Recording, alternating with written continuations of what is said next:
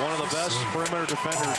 Where my dogs at? Ooh, ball, all of my dog, ball to the death. This guy, Tony Allen. He is a competitor. I'll come at your neck.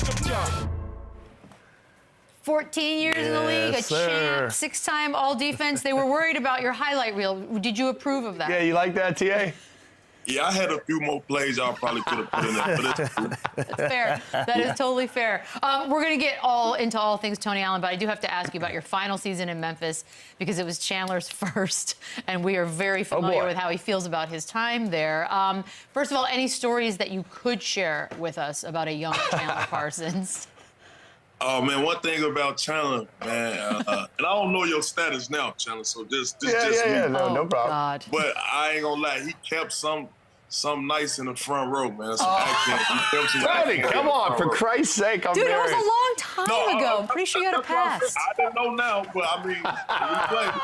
In the front row, Appreciate too. that. I always wondered what Chandler had in the front row, man. What is wrong with you? proud of you, I got to guys. ask you I'm about proud the of you. booing, because it seems like Memphis fans, maybe they never got behind Chandler. He obviously has been scarred by this chapter of his life. What was the deal there? Why did everyone hate Chandler so much? Oh, man. I don't think they hated Chandler, man. I think Chandler was pretty loved, man. And I mean, at least I know in the locker room. As far as the other people, man, hey, man, everybody can't like you, man. I just know one thing for sure, two for certain. He worked hard, man. He tried to get out there as much as he could, man. But, hey, man, sometimes that's how the cookie crumbles, man. Appreciate that, TA. I appreciate that. And I miss you, man. It's been too long. Much love, bro. TA, congrats are in order, man. That number 9 went up in the Raptors in Memphis. Congratulations. Walk me through the night. What was that experience like? Did anything surprise you? Anybody showed up that you weren't expecting? Walk me through that special night. Man, it was a great experience. I can't front, man. I'm very thankful for it, man. Big shout out to the organization. But as far as just that day, you know, just having so many people come in from Chicago, Oklahoma State, I had a whole bunch of, you know, alumni come, and just seeing all the people just come and show love, my family, my mom, my dad. You know, it was a real good feeling, man. But I can't front. I was nervous. Palms was sweating. I mean, it was one of those things like, dang, what do I do? But once I got up there, you know, got to do my speech, everybody kept saying, write something down, write something down, write something down. I'm like, nah, I'm gonna just go from the heart. And just as far as anybody that surprised me that came, probably was Derrick Rose and Paul Pierce. You know, they was part of a little interviewing session before we started. And just to hear some of the great things they said about me and our experiences and being friends. So it was a good night. That's amazing. Okay, Tony, I have to ask. First of all, you didn't write anything down, but your speech was 50 minutes. You freestyled that entire thing? You freestyled 50 minutes? I do this for a living, and I couldn't do that. I mean, I had a lot of great experience with some of my teammates that was there and showed up. And, you know, I pretty much just talked about the times we had, some of the times that stuck out. Even Rudy Gay came, you know what I mean? We all know Rudy Gay in the start of our run with Grit and Grind. You know, he hurt his shoulder, but a lot of people don't know he put in a lot of work, man. He actually got us to that point, you know what I mean, before he got hurt. And I just want to let the crowd know that, you know, Rudy, hey, I love you. The city still love you. Come back and show your face a little more. That was probably one of the big highlights of the night too, because Rudy sat kind of in the back, but I had to let him know he didn't go unnoticed. TA, congrats again on that, man. Much deserved. And just being there with you for those 3 years, I know how much love and how much respect that whole city, that franchise has for you. But let's talk about the nickname, the GRINDFATHER. Do you even know when that started? Who gave you that nickname initially? Oh, man, I remember being on Twitter, was X now, but at the time somebody was saying the GRINDFATHER, and they put it in like, I don't know if you ever saw the Godfather like form, and they just put my face on it and things of that nature. And at the time, I had a Rolls Royce, a Ghost, and somebody made it as a license plate. And I'm like, yo, whoever could give me this license plate, you know, I'm gonna put it on my car. And I put it on my car, and before you know it, everybody just ran with it, the GRINDFATHER, and it fit well because of how I play, man. You know, I'm a defensive-minded guy. I think defense is first. Hell, defense is how I score. You get what I'm saying? So I fitted it and put it on my back, man, and rode. It's awesome. That's pretty awesome. All right, so the grit and grind era, not glitz and glamour, and that y'all might have just slapped the crap out of each other. Those were things that were said and thought. So back then, were there specific players who, when they would come to town, you'd be a little more excited to see out there? If you averaged over 20 points, 25 points a game, those were the matchups I was looking forward to. I knew if I could shut you down, these are my best chances of getting on this first team all defense. You get what I'm saying? And I wanted a DPOY. I was just talking to Marc Gasol the other day. We interviewed him on Out the Mud. I asked him if he can give me that trophy. He said he ain't trophy. Marc said he ain't coming off that trophy. So, yeah, just anytime I see a guy like whether you got a KD, Bron, Russ, any of those top prolific guys, I got up to play with. And I got my rest. And I was hoping they got theirs, too, because it was going to be a dogfight that night. And that's why I hung my hat on the defensive end. If you was a guy that, that didn't average too many points, it was going to be a long night for you. Tia, do you think just because the guards don't have as many block shots or rebounds or whatever, that's why it's harder for a guard to get Defensive Player of the Year? Because you look at a guy like you, 6-time all defense. How does that even make sense that you don't have a Defensive Player of the Year, everything you did on that end of the floor? Oh, man. I think if we change the way we vote for these things, I think if we just kept it coaches and players, I think you'll see more guards, get that award. I think when you got a lot of beat writers who, have favorite players and things of that nature, I think that play a big factor in guys and getting it. You look at a guy, we go Marc Gasol. In that years, I finished up fourth, I think maybe fifth in defensive voting. But if you look at our analytic numbers, they was the same. I felt like, I was locking down the perimeter. He was holding down the paint.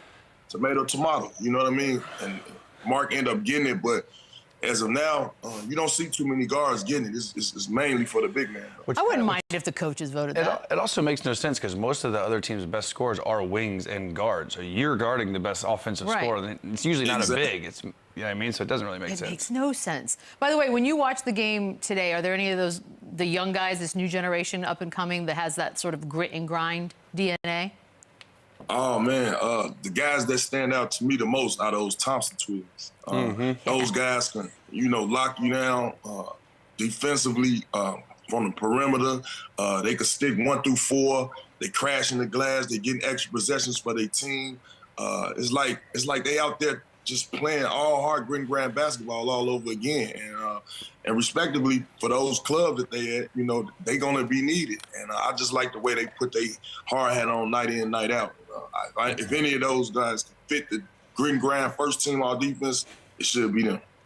I love that. Tia, you spoke about the Out the Mud podcast and your partner in crime, Zebo. Where did that connection come from, man? And what was the experience like playing with him?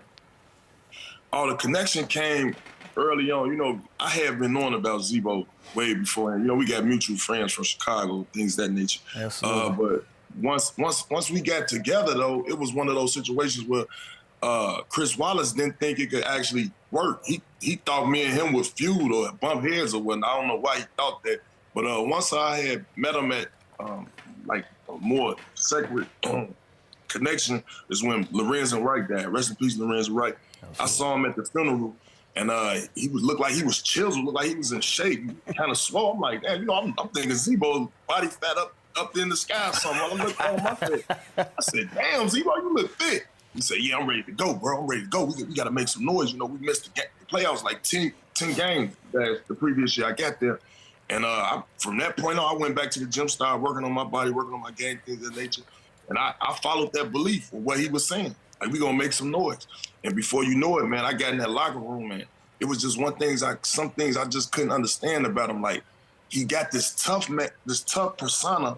Everybody, kind of scared of him on the court, but off the court, he'd give you his shirt off his back. And I'm like, this is kind of different. And then just to see how much he was to me as a brother and a friend, it was like, man, I kind of like this side of Zebo. And then you got to seeing him playing.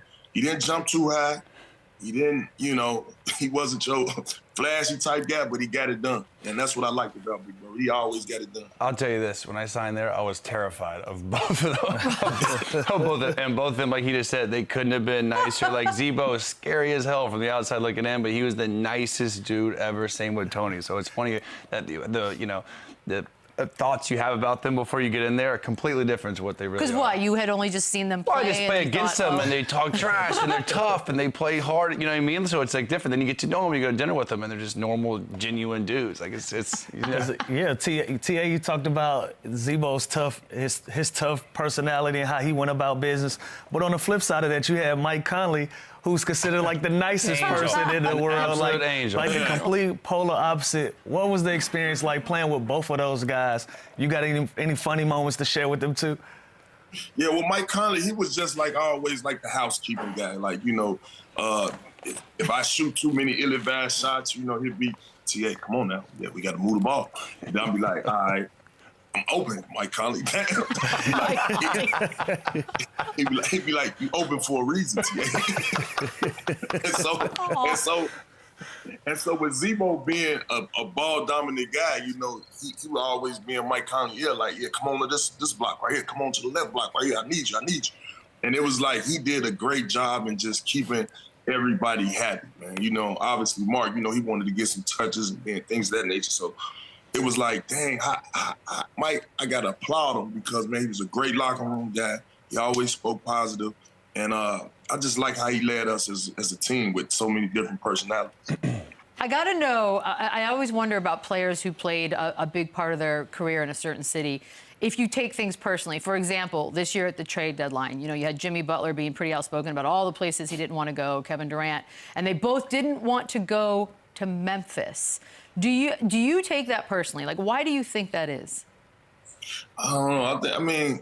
I'm pretty sure KD probably didn't want to go back to one of these small markets. I think he probably, he wanted to be where he was at. Them guys that used to playing in those big cities, bright lights. Up here, we just got, blue-collar people and barbecue, man. We work hard, man. So if you ain't understanding what the culture is and what it's about, a lot of people probably, they'll probably be more reluctant to stand in those big cities. But, man, if y'all come down here, trust and believe, Grid Nation going to stand up. They're going to take you and accept you for what it is. But and it was another guy, Andre Iguodala. He didn't want to come down here neither. Mm-hmm. But, I don't know what's the stigma on that. Chandler, I think you started that, man. That's my bad. You're right, actually. That's my fault, TA. Listen, you guys are still in good shape. Right now, you're currently in the fifth. Oh, you're just going to go right past it? Look, TA, I'm glad you said that, TA, because I catch strays because of Chandler. I'm from BAZ. I catch strays because of Chandler. You know what I'm saying? Yeah. Do you want to say anything? You just want to gloss over that? I gave the energy back that they gave me. You know what I mean? That's all. Hey, Chandler, I'm gonna make sure you get that pass, bro. Come on, please, TA. Right, man. Just have like a nice big city pep rally. Thank you. Make it all nice. I'll go back for sure. Tony, let me ask you about the current. Can I ask my next question, please? Fine, go ahead. Jeez. The Grizzlies, they're fifth in the West right now. They're led by John Morant, who's been dealing with a lot of injuries. And people are asking right now, can the Grizzlies win a title with John Morant as their best player? I believe so, man. This guy's must-see TV. Box office, if you ask me. And I think this year he's been hit with a few injuries, knick-knack injuries too, nothing too major. He just went on the ESPN not too long ago and said something about he got a little help with his shoulder, and he came back and had like a 44-point game. But right now, this is the time I think, they want to try to win some games so they won't have to plan the play and make things a little harder, because you got to figure they was number 2 at one point, right behind OKC. And they've been playing so well as a unit, man. You got guys like Jaren Jackson was an all-star this year. And I think they just got to get healthy at this time now. You know what I mean? John Morant, he is the spearhead of this organization. We go as he go. And I just need him to be Ja. I don't need him to be, thinking about too much or nothing while he out there. Just go out there, seek and destroy, attack, and have that mindset. I'm getting to the basket. I'm going to get my ball club to move and how I go. I want to talk trash talkers, because you had on your Celtics team Paul Pierce,